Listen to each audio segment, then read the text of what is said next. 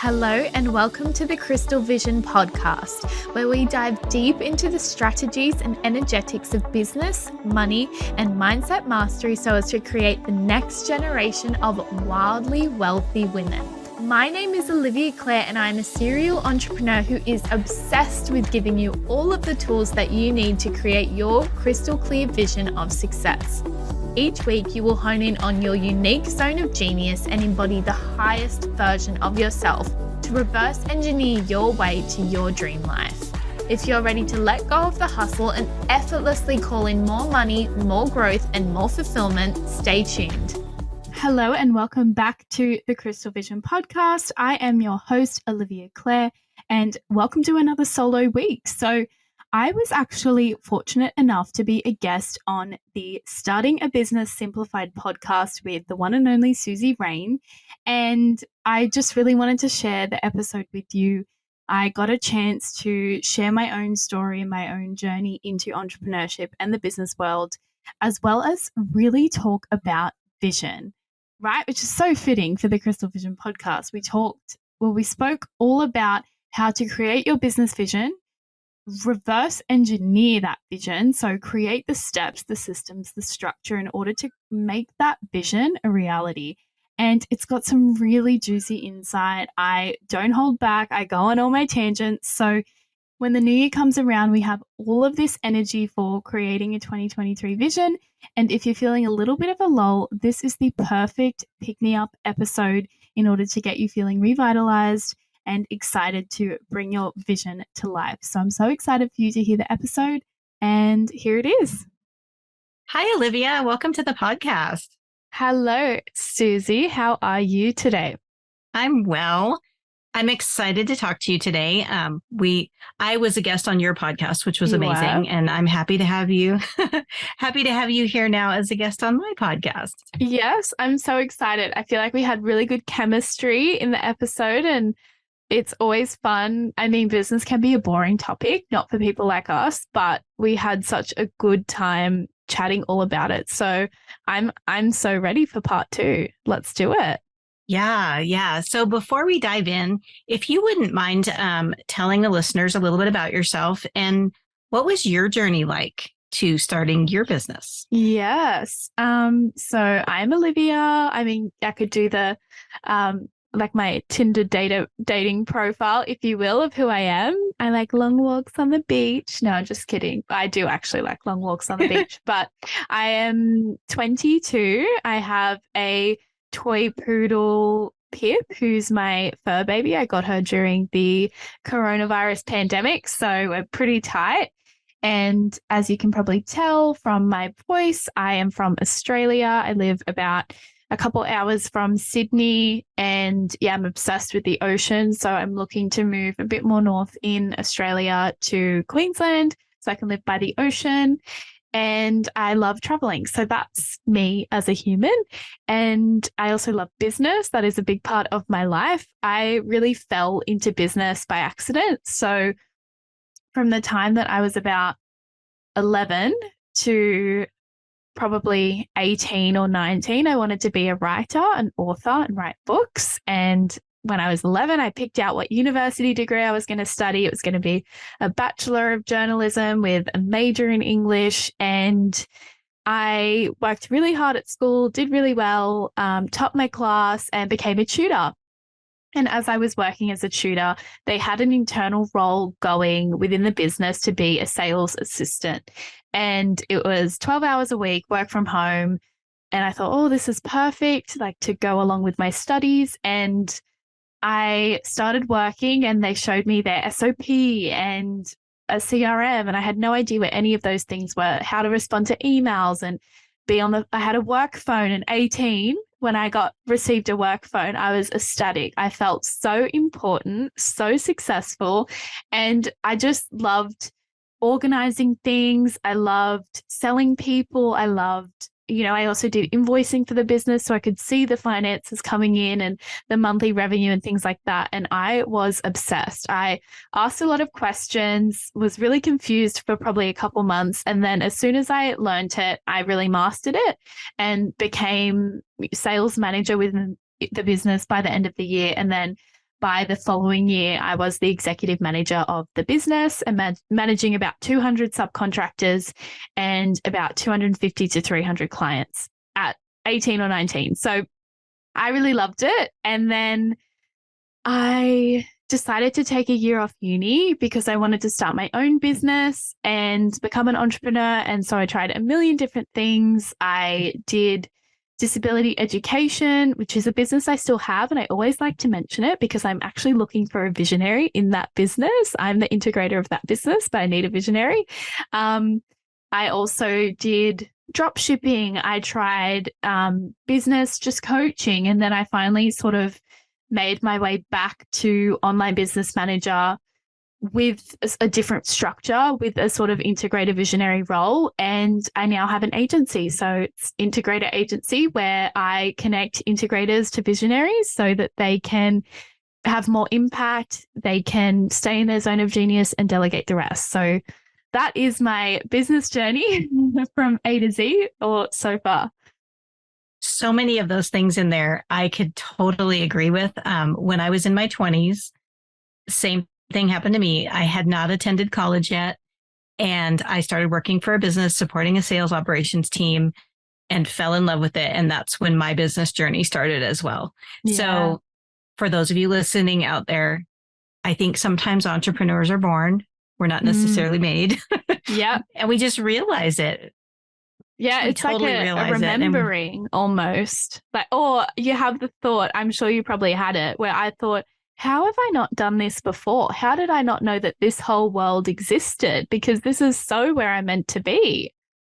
Yeah. And it's like it comes naturally. I remember my boss telling me, she's just in there working. She's just in there figuring things out and doing what needs to be done and like working with clients and working with invoice. I learned and I was asking questions, but it didn't seem hard. It seemed very easy. And I think it's because we were so curious. It was interesting to us to where, and that's something that when you start a business, and this really ties into our topic today, is finding something that you are curious about. Because once you have curiosity, then you're going to just keep digging and you're going to keep asking questions and you're going to keep learning, and it makes it fun. Yeah. And that learning is what brings you that growth as well. It's always the more that you learn, the more that you're able to grow. So finding something that you can stay curious about. I think you said that on my podcast and I loved it. You said, pick something that you're going to want to do for the next 10 years, right? Don't just chop and change, and you've got to be really interested in it in order for it to stick, because business is not always easy. Yeah. And you want to be excited to get up in the morning. And there's days when you aren't going to be, even if you absolutely love what you do. I think last week I had a really rough day, and I kept reminding myself, I'm like, you love this. Yeah. And you're still having a bad day. And that's okay. That's totally okay. Yeah. That's awesome. I love what you're doing. I love that you love business, because that's my thing too. Yeah.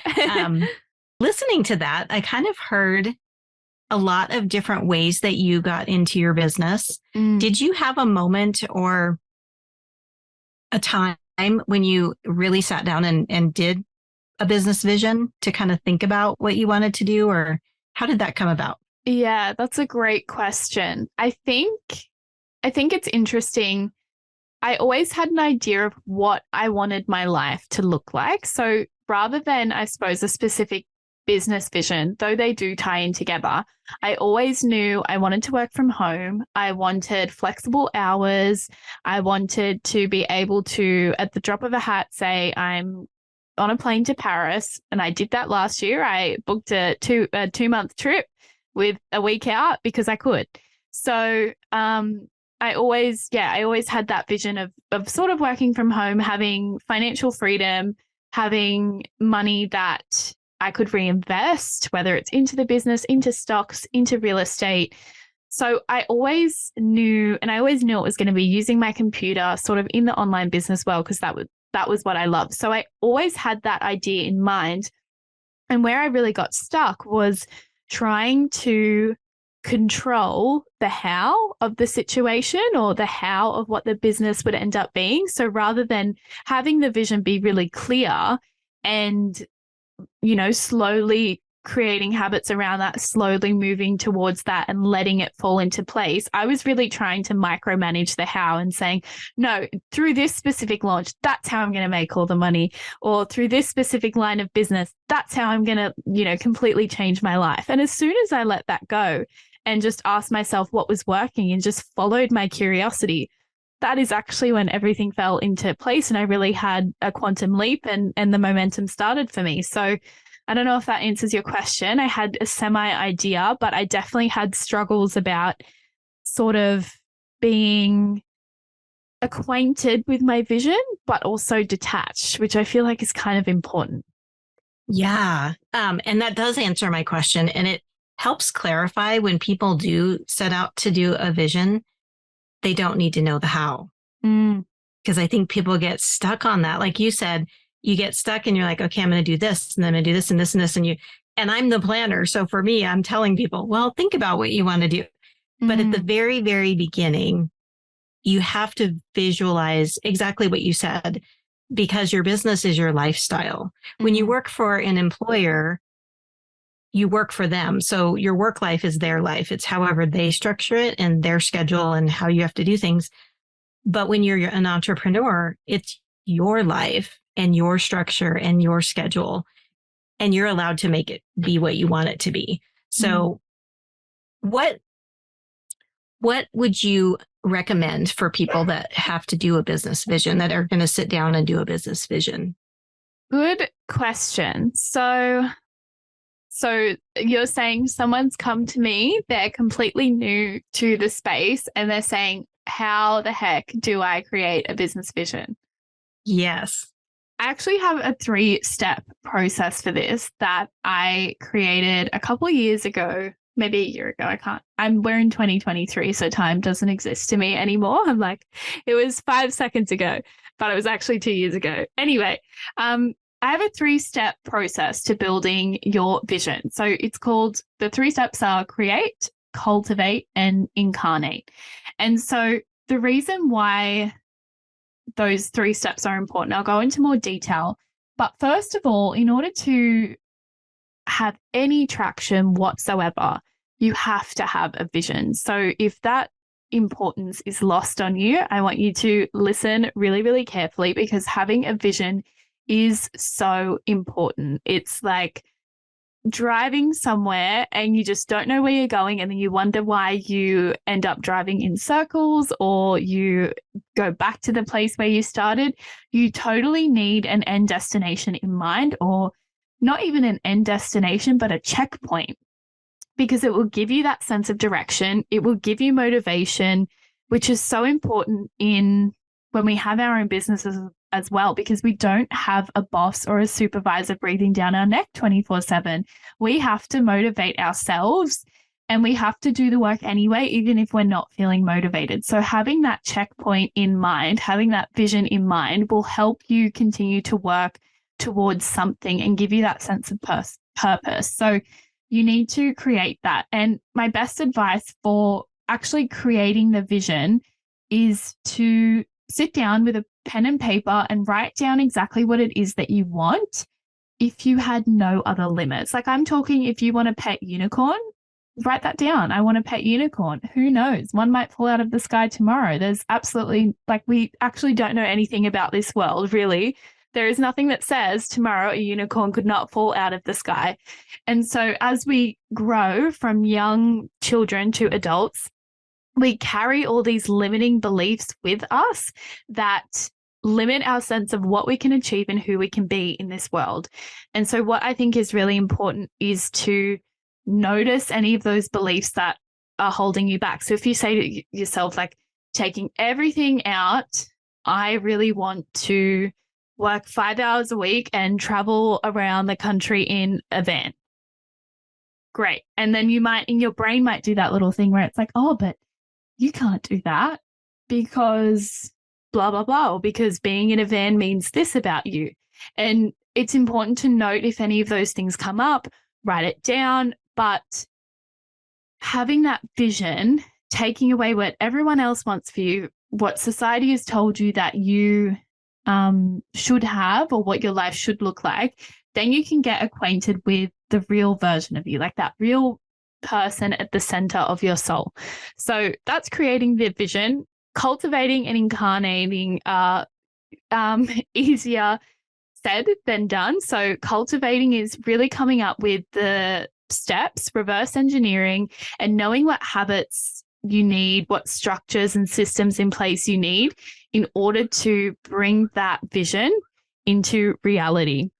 And then once you reverse engineer and you actually do the things and you act as if you are that person or have that vision already, then you simply incarnate and you become. So they're my 3 steps and my best advice. So it would always be just start with a pen and paper, get really clear on what it is that you want, and be honest with yourself, because as soon as you write it down, you have to face it and take stock of where your life currently is versus where you want it to be. That is great advice. I wrote them down. Oh, good. I wrote that. I know I have this recorded, but I wrote it down because in those 3 steps, I feel like the things that my clients work with me on is step 2, which is really that cultivating where you map out those steps. Yeah. So you have the vision part, and then it's like, okay, now we're going to, again, we don't know all the details of the how because things will unfold as they unfold, but we can map those things out in a guide more so. Yeah. And then as they start to incarnate, then you can see where things need to be tweaked and where things are changing or things are going off a little different than you thought. I love to tell people that creating a vision doesn't mean that because you wrote it down, that's exactly how it's going to be. But I have talked to people, and this probably is happening to you, like your Paris trip.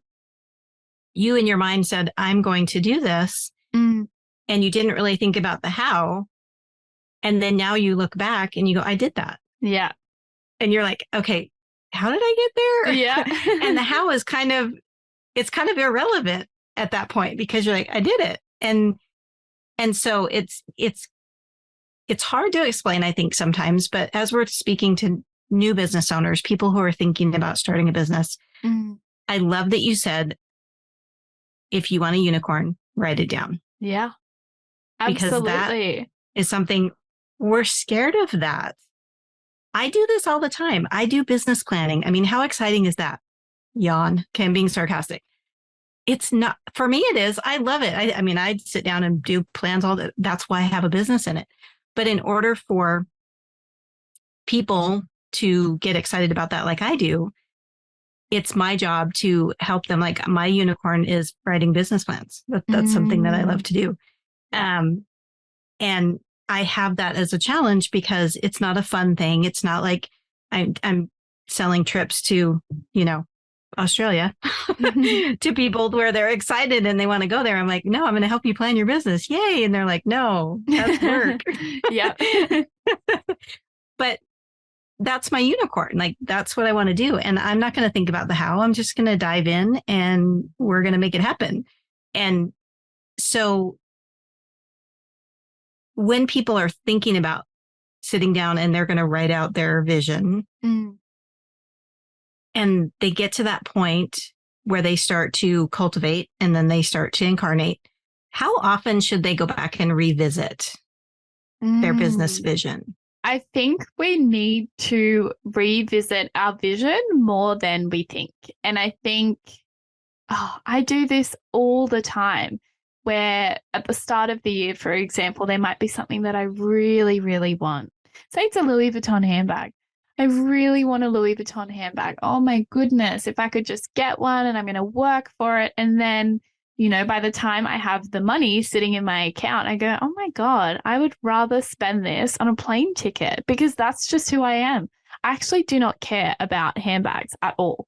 So I think that comes into, knowing what we really want as ourselves versus what other people want for us or what society tells us we should want.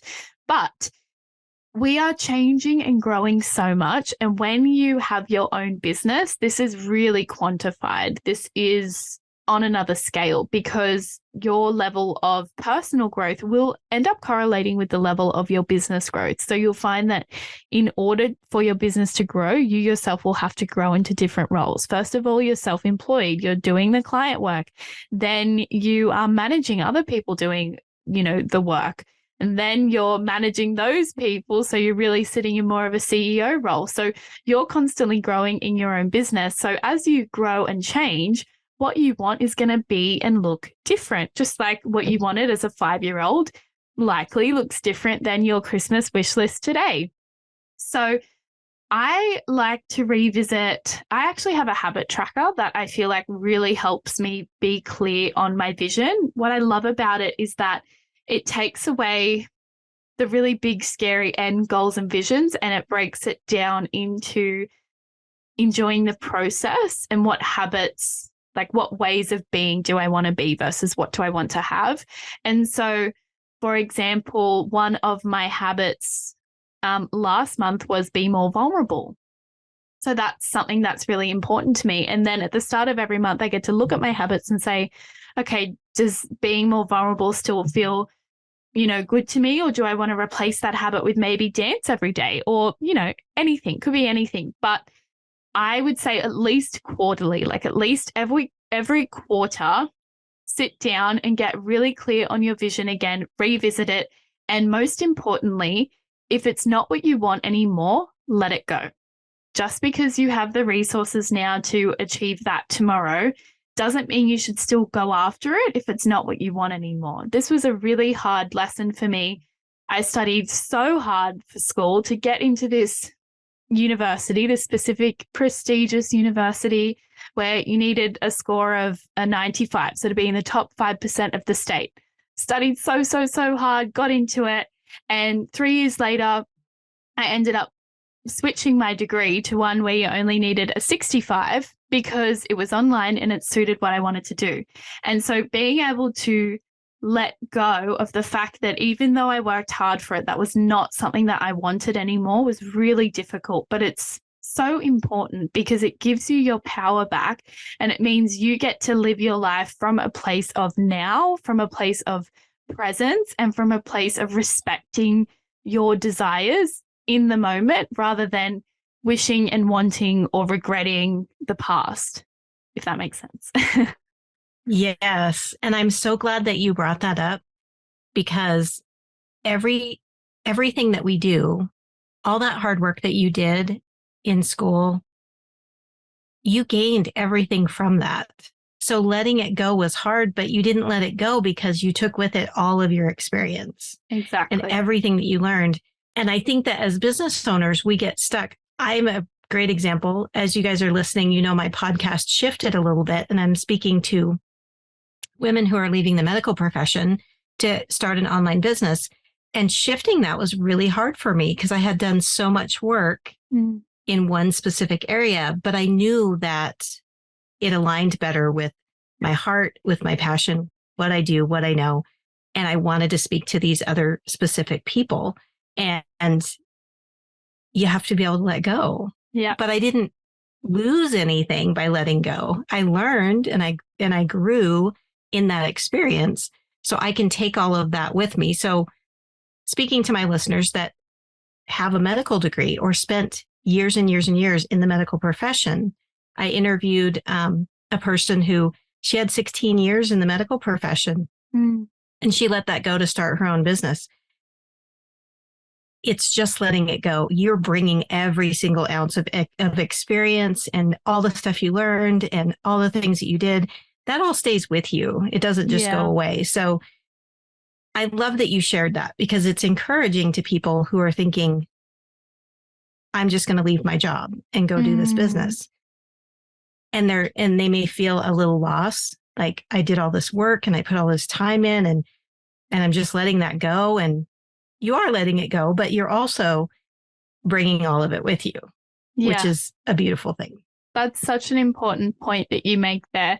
And unfortunately, it only ever makes sense, quite far down the track when you're able to look back and say, oh, that's why I did those years in the medical field, it was so that I could learn this, this, and this. For me, when I was having that moment of like, wow, I studied so hard, I could have been out partying with friends or whatever, I realized if I didn't get the grades that I did, I wouldn't have become a tutor. And if I didn't become a tutor, I wouldn't have gotten to that internal role and I wouldn't be here today. I wouldn't know how to work hard. I wouldn't, it would have taken me extra time to learn how to work, for myself because I spent so much time studying. I knew exactly, my working patterns and how my brain worked and all that sort of stuff. So in hindsight, it always makes sense. But if you're in that moment and it feels really icky and uncomfortable and nerve-wracking, that is totally, totally normal. And you're so allowed to feel that way. Thank you for saying that, because that is something that we as fellow entrepreneurs always have to remind each other that it's going to be uncomfortable.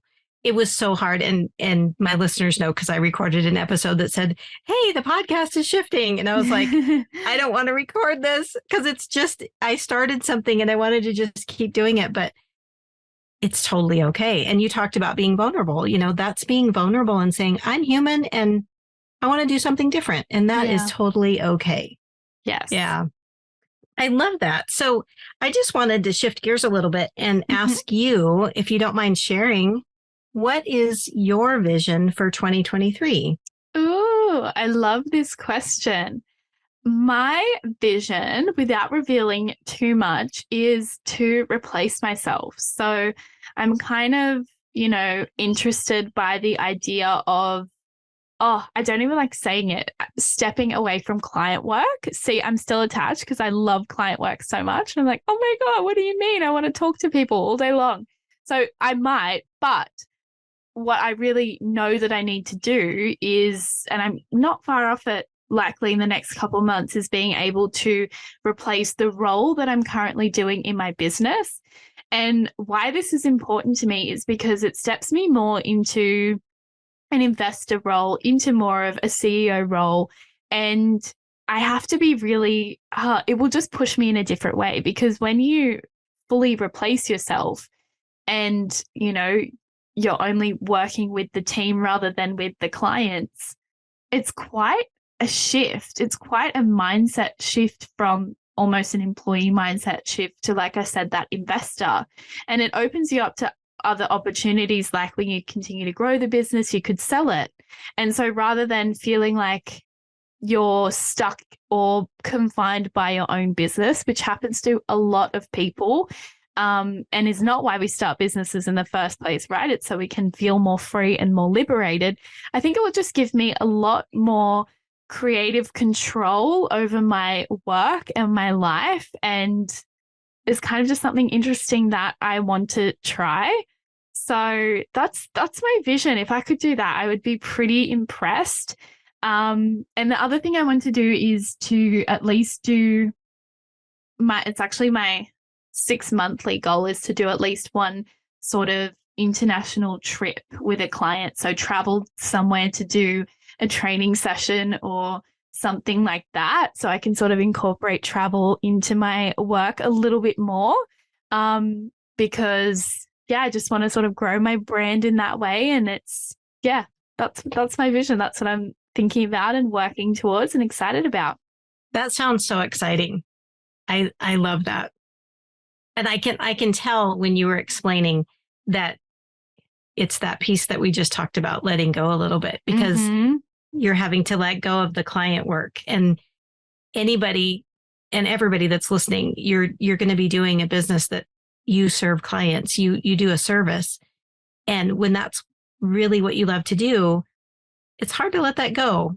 But knowing that you have these other wonderful things and these other ideas and things that you want to accomplish makes it better. Sometimes, so I love that. Yeah. Sometimes you've got to, I don't know, what's the saying? Leap before you're ready or something like that.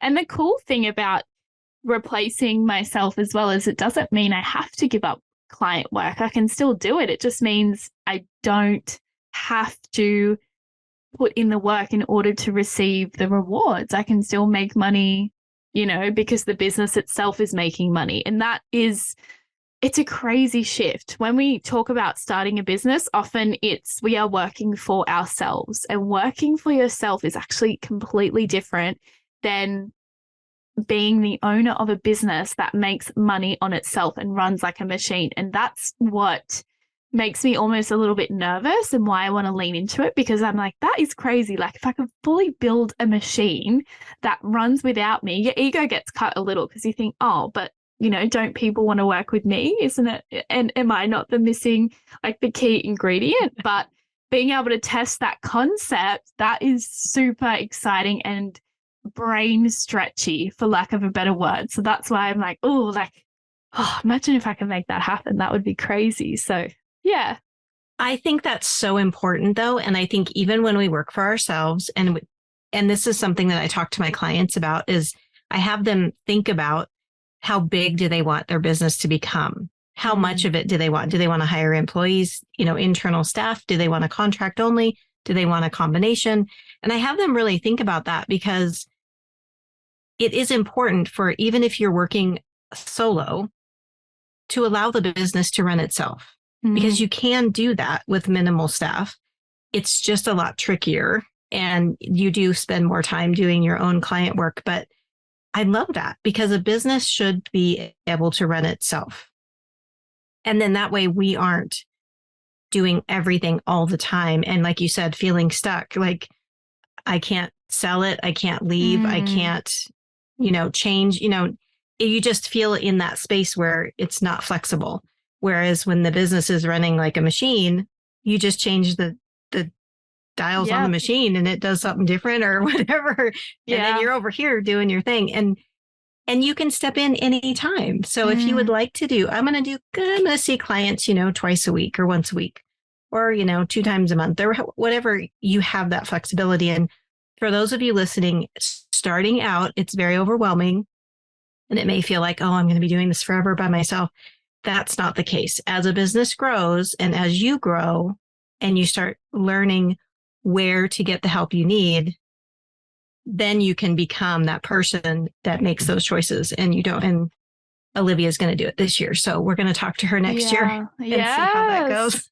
And just one more thing on that as well, that I feel like is important, or I'm getting an intuitive hit to discuss, is just that when you look at your business as a business rather than your means of self-employment, your relationship to it changes. So I'm now thinking about not what is best for me, but what is best for my business. Because if my business is solely reliant on my energy, my motivation, my ability to wake up and get the work done, that's not healthy. That's not going to make the business grow. It needs to have another system or a group of people that it is relying on and functioning on, and just like a machine just ticking over and over and over again. So I hear a lot of people when they start business talk about their business like it's their baby. Oh, this is my baby. I don't feel that way towards my business. Me and my business, we're besties, we're partners, but it's not my baby, because otherwise if it was, and then I wanted to get rid of my baby, how do you do that? Or like if your baby is crying all the time and you're like, my back hurts, I don't want to carry you anymore. Me and my business are in this together. Spiritually, physically, I'm looking out for it and it's looking out for me. So I will make decisions not from my best interest sometimes. Do you think like I want to wake up at 8:00 and get started on client work? No, not all the time, not every day. I'm doing that because that's what my business needs from me until I can replace myself. So I think when you look at it that way, it takes a lot of the pressure off, because you almost feel like you have a partner rather than I'm doing all this by myself.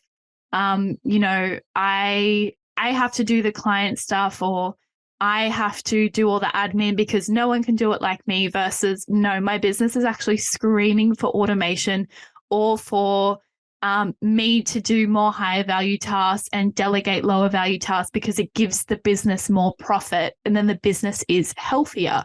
So your business is talking to you. So maybe have a listen and see what it's trying to say. I am so glad that you brought that up. I really appreciate you talking about that topic specifically, because it does take the pressure off. And you were saying that it's your baby. And I'm like, that is so true. Like we go into it that way. We're like, oh, I just want the best feeling ever was when I hired somebody to help me. Oh my goodness. It was like, and it was good for the business. Exactly. Because me doing it on my own, it was bad for me because health wise, I wasn't taking care of myself if I'm overworking myself. And then the business isn't really benefiting if I'm overworking myself, because then I'm not working at my 100% capacity, in my zone of genius, because I'm doing these other things. And that was a huge wake up for me just this year, was think about the things that you can delegate and that you can offload, and do that so that the business can grow. Because it is a living being. I'm going to say that because I feel like it is, but we have to nurture it in a different way. We can't be its only lifeline. Yeah. It wants energy. It wants more people involved in it. And yeah, it's such an interesting, I did this for so long where I was like, okay, once I have the money, then I'll invest in the stuff and then the business will grow. And it's just the opposite. You have to, I'm not saying invest before you're ready. Don't put this on a credit card. But, for a while, probably the past few weeks, it's like calmed down a little bit. I said to my boyfriend, when do I get paid? Like, I'm reinvesting all of my money right into this business so that it can continue to grow. When do I get paid? And it does settle down. But for a while, you might feel like, I don't understand. I'm growing, but I'm still, lacking a profit margin, or I'm still feeling like I need to reinvest in order to continue that growth. And sometimes that's just how it is. I think that's just how business is, some of the time. It's not once you have that big bank account, then you can go out and hire someone. If you want to grow faster, you have to think about your numbers. And I know Suzy loves talking about the numbers, and they're so important. But, really thinking, how much is my time worth? And if I'm checking emails for an hour a day, what could I be paying someone to do that? And how much could I make doing something else in my business? Again, thinking about the business, thinking about what the business needs in terms of profit margins or expenses, or reinvesting into its growth. So that's the last minute talk about that. I feel like I keep going on a tangent, but yeah. You and I are in the same mindset, though. Because we're business thinkers. And that's the beautiful thing. And that's why I do what I do. That's why there's this podcast, is you're learning. The listeners out there, they're at different stages, and they're going to learn all of this. And we're just so blessed to be able to share the knowledge that we know. Yeah. So is there any last minute thing that you would like to share with the listeners as they think about their business vision that they could take away from this episode? I don't think so. I think the main thing would just, if we're talking about vision, really get clear on those limiting beliefs. Stop trying to create something that's going to make everyone happy, because it will likely end up making you unhappy. So think about a dream, fantastical world, even if, that a large part of you is laughing at you while you write it. If you want to live on a private island, write it down. If you want to own a private jet, write it down. If you want to own nothing and live on a shared plot of land and grow your own veggies, write it down.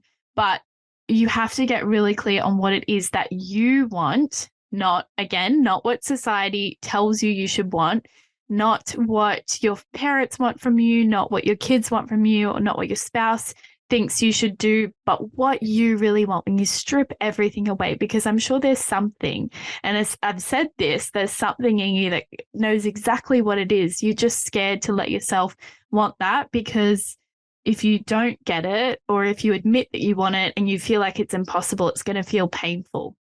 But the first step to actually creating the life that you want is by realizing it and admitting it to yourself. That's the first step into making it a reality. And trust me, you can have the life of your dreams. We spend a lot of time thinking that we are not powerful, that we have to live a life of pain, and this is just how the world is. And it's not true. You are powerful. You can create whatever life or whatever business that you want.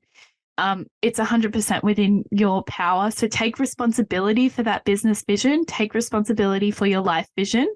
And then once you have that responsibility, you know that the only way it gets created if you work towards it. That's so beautiful. I was mesmerized listening to you because that's just so amazing. Like, I think we can end on that note, and it's just such a positive and so encouraging. I want to like sit down and rewrite mine now. Good. Now's always the time to get clear. We also, get so caught up with the day-to-day. I've got this to do. I've got that to do. I talk to my mom about this all the time, about how employers keep us in this rat race. And it's because we're so busy trying to meditate and exercise and get that client work done and make sure I'm not eating too much sugar and, sit in traffic and cost of living and all this stuff that we don't even have 30 minutes to sit down and really think and just think and get creative and say, this is what I want. How can I get there?